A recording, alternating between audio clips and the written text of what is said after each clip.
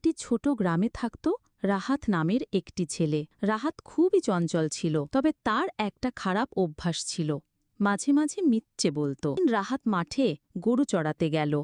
হঠাৎ সে মজা করার জন্য চিৎকার করতে লাগল, বাঘ, বাঘ, বাঁচাও, বাঘ এসেছে। গ্রামের লোকজন দৌড়ে এলো, কিন্তু এসে দেখে কোনো বাঘই নেই।